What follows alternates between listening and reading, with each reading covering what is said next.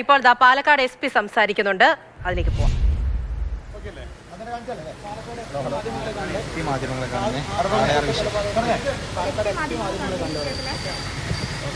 ചോദിക്കൂ.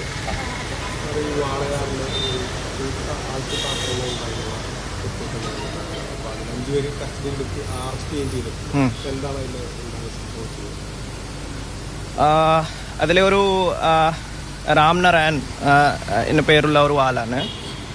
അയാൾക്കാണ് അസോൾട്ട് സംഭവിച്ചിരിക്കുന്നത്. Later on ആ ദിവസം അയാൾ ഇത് എക്സ്പയർഡായി ഹോസ്പിറ്റലിലേക്ക് പോയിട്ട്. സോ അതിൽ പിന്നെ വാളയാർ പോലീസ് സ്റ്റേഷനിൽ ഞങ്ങൾ ഒരു മർഡറിൻ്റെ സെക്ഷൻ വെച്ചിട്ട് കേസ് രജിസ്റ്റർ ചെയ്തിട്ട് 5 പ്രതികൾക്ക് ഇതുവരെ അറസ്റ്റ് ചെയ്തിട്ട് ഞങ്ങൾ റിമാൻഡ് ചെയ്തിരിക്കുകയാണ്.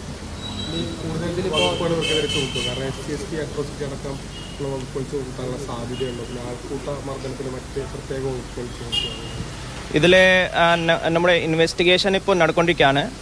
സോ അന്വേഷണം പ്രകാരം ഇതിലെ വേറെ ഏത് ഓഫൻസുകളാണ് അട്രാക്റ്റ് ആയിട്ട് വരുന്നത്, ആ ഓഫൻസുകളിൻ്റെ ബന്ധപ്പെട്ട സെക്ഷൻ നമുക്ക് കൂട്ടിച്ചേർക്കാൻ പോകുന്നത്. അത് ആസ് പെർ ഇൻവെസ്റ്റിഗേഷൻ ആണ് ഫർദർ പ്രോഗ്രസ് ഈ കേസിൻ്റെ സംഭവിക്കാനാണ് പോകുന്നത്. അതെ അതെ, അയാളുടെ കാസ്റ്റ് സർട്ടിഫിക്കറ്റ് മറ്റ് വെരിഫൈ ചെയ്തിട്ട് അത് ബന്ധപ്പെട്ട സെക്ഷൻസ് കൂടി അട്രാക്ട് ലീഗലി സൂട്ടബിൾ ഉണ്ടെങ്കിൽ നമുക്ക് കൂട്ടിച്ചേർക്കാം.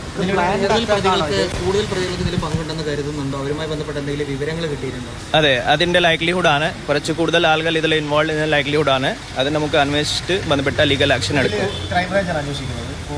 ഇതിലെ ഒരു SIT ഫോം ചെയ്തിരിക്കുകയാണ്. ഇപ്പോൾ ഒരു DYSP ഡിസ്ട്രിക്ട് ക്രൈം ബ്രാഞ്ചിൻ്റെ നേതൃത്വത്തിൽ ഒരു 10 മെമ്പറിൻ്റെ ഒരു SIT ആണ്. അത് എൻ്റെ ഡയറക്റ്റ് സൂപ്പർവിഷനിലാണ്, direct supervision of SP Palakkad.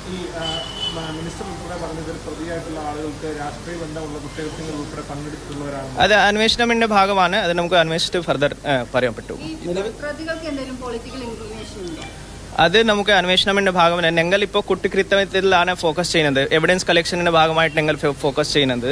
So കേസാണ്. ഈ പ്രതികൾക്ക് കുറച്ച് കേസുകൾ ബാക്ക്ഗ്രൗണ്ടാണ് ഉള്ളത്, പഴയ കേസുകളാണ്. സോ അത് നിങ്ങൾ 1 by 1 പരിശോധിക്കുന്നുണ്ട്. പഴയ കേസുകൾ ഉണ്ടെങ്കിൽ അതിൽ ബെയിൽ ക്യാൻസലേഷൻ മറ്റ് സ്ട്രിക്റ്റ് ആക്ഷൻ ഞങ്ങൾ എടുക്കാനാണ് പോകുന്നത്.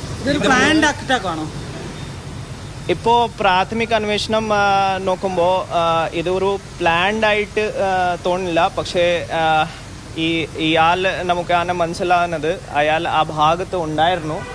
അപ്പോൾ കുറച്ച് ആളുകൾ കൂട്ടിട്ട് ഒരു സംശയത്തിലാണ് ഒരു അറ്റാക്ക് സംഭവിച്ചിരിക്കുന്നത്. അത് പ്രൈമറി ഇൻവെസ്റ്റിഗേഷൻ ആണ് ഉള്ളത്. ഫർദർ നമുക്ക് കുറച്ചുകൂടി അന്വേഷിച്ചിട്ട് വിറ്റ്നസ്സുകളുടെ മൊഴി എടുത്തിട്ട് ക്ലാരിറ്റി കൊണ്ടുവരാൻ സാധിക്കും. ഒരു ക്രിമിനൽ പശ്ചാത്തലമുള്ള ആളുകളാണ്, ബാക്ക്ഗ്രൗണ്ട് ഉണ്ട്.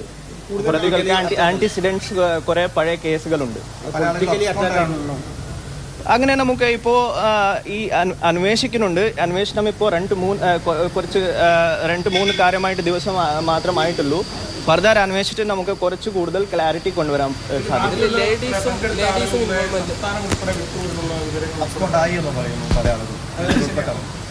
അത് നമുക്ക് അങ്ങനെ ഒരു ശ്രദ്ധയിൽ വന്നിട്ടില്ല. നമുക്ക് മറ്റ് ആളുകളുടെ പങ്കം ഉണ്ടെങ്കിൽ നിങ്ങൾക്ക് ഉടൻ തന്നെ അറസ്റ്റ് ചെയ്യാൻ സാധിക്കും. ഞങ്ങൾ കോൺഫിഡൻ്റ് ആണ്. അത് നമുക്ക് അന്വേഷിച്ചിട്ട് മാത്രം പറയാൻ പറ്റും. ഇപ്പോൾ അത് കറക്റ്റ് ആയിട്ട് ഉറപ്പായിട്ട് അത് പറയാൻ പറ്റില്ല.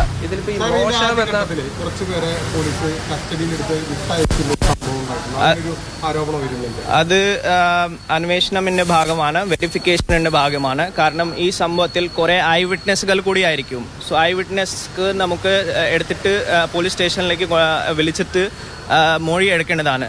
സോ അത് ഒരു വെരിഫിക്കേഷൻ ക്ലാരിഫിക്കേഷനിന്റെ ഭാഗമാണ്. അതും നമുക്ക് പറയാൻ പറ്റില്ല. ചിലപ്പോൾ പ്രതികളായിരിക്കും, പക്ഷേ നമുക്ക് കുറച്ചുകൂടി ക്ലാരിറ്റി കൊണ്ടുവന്നിട്ട് മാത്രമേ ലീഗൽ ആക്ഷൻ എടുക്കാൻ. കാരണം ഇത് വളരെ സ്ട്രിക്റ്റ് ആയിട്ടുള്ള സെക്ഷൻസ് ആണ് ഉള്ളത്.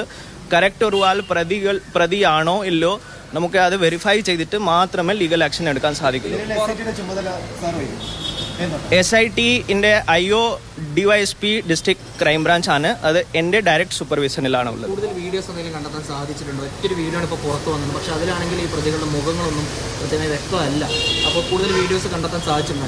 അത് നമുക്ക് തോന്നുന്നുണ്ട്. വാളയാറിലെ ആൾക്കൂട്ട കൊലപാതകവുമായി ബന്ധപ്പെട്ട് പാലക്കാട് SP അജിത് കുമാർ മാധ്യമങ്ങളടുത്ത് സംസാരിക്കുകയായിരുന്നു. അപ്പോൾ അന്വേഷണവുമായി ബന്ധപ്പെട്ടുള്ള കാര്യങ്ങളാണ്. പ്രത്യേക അന്വേഷണ സംഘം രൂപീകരിച്ചിട്ടുണ്ട്. കൂടുതൽ പ്രതികൾ ഉൾപ്പെട്ടിട്ടുണ്ടോ തുടങ്ങിയ കാര്യങ്ങൾ ഇനി അന്വേഷിക്കുമെന്നാണ് SP ഇപ്പോൾ മാധ്യമങ്ങളടുത്ത് സംസാരിച്ചത്.